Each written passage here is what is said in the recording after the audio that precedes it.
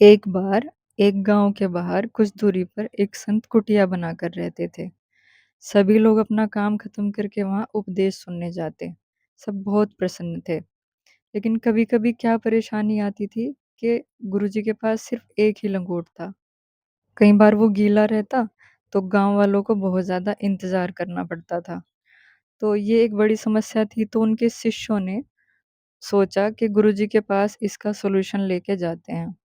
वो अपने गुरुजी के पास गए और उन्होंने संत से कहा कि गुरुदेव, आपके लंगोट की वजह से गांव के लोगों को परेशानी होती है। गुरु ने कहा कि मेरे लंगोट की वजह से क्या परेशानी हो सकती है। तो उन्होंने कहा कि गुरुदेव, आप एक नया लंगोट सिलवा लीजिए। जब इसे धोकर सुखाने डाल देंगे तो दूसरा पहन सकेंगे। आप बाहर आकर उपदेश भी दे सकेंगे।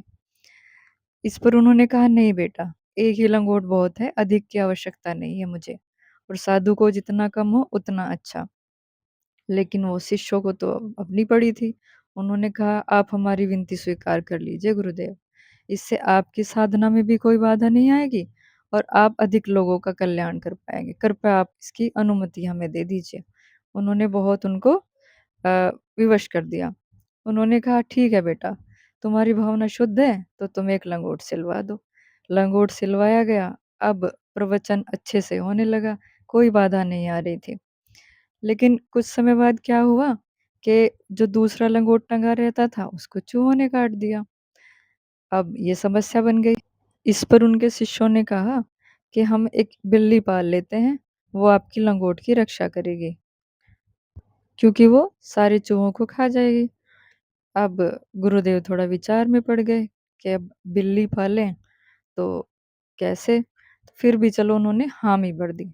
अब बिल्ली चूहों को खाने लगी। धीरे धीरे चूहे खत्म होने लगे। जब सारे चूहे खत्म हो गए तो बिल्ली को खाने को कुछ नहीं मिलता था, तो बिल्ली कमजोर पड़ने लग गई। इस बात को लेकर शिष्य फिर गुरुदेव के पास गए और बोले कि गुरुदेव, अब कोई चूहा नहीं बचा है, तो बिल्ली भूखी रहने लगी है और कमजोर हो गई है। इसको जिंदा रखने की कोई व्यवस्था बताइए। अब गुरुदेव बेचारे परेशानी में पड़ गए। तो इस पर उनके शिष्यों ने कहा कि हम ऐसा करते हैं कि एक गाय पाल लेते हैं। अब बिल्ली के दूध की व्यवस्था हो जाएगी। अब इस पर उन्होंने सहमति जताई।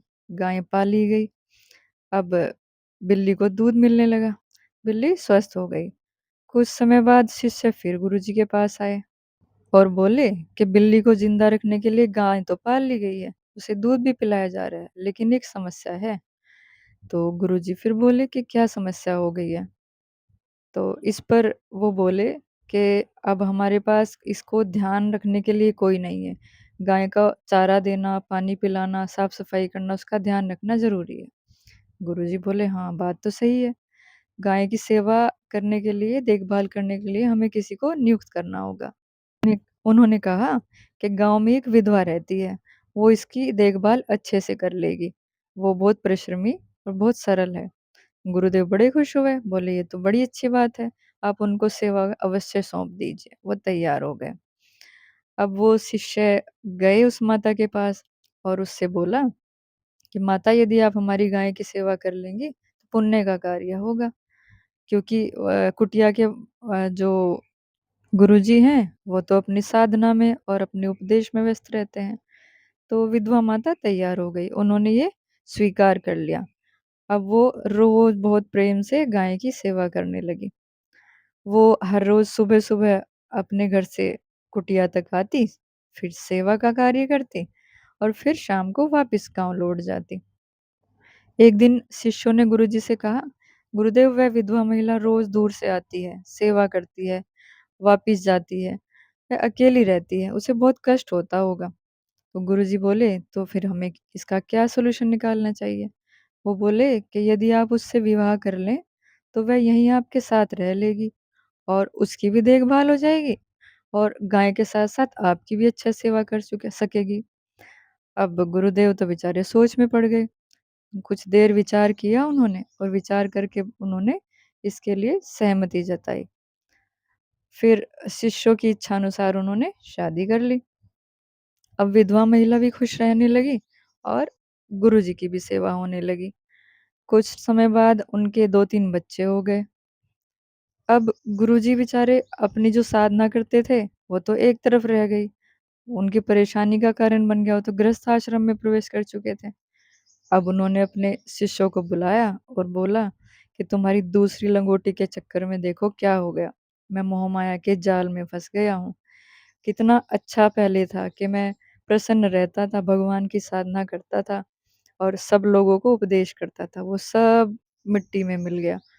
तो दोस्तों, इससे हमें इस कहानी से हमें क्या शिक्षा मिलती है कि सुविधाएँ जब आवश्यकता से अधिक हो जाएँ, तो वो साधना नहीं, बंधन बन जाती हैं। जो हमारा मुख्य मूल उद्देश्य है, उसको हमें कभी नहीं भूलना चाहिए। ये छोटी-छोटी सुविधाएँ हमें अपने मार्ग से भटका देती हैं। धन्यवाद।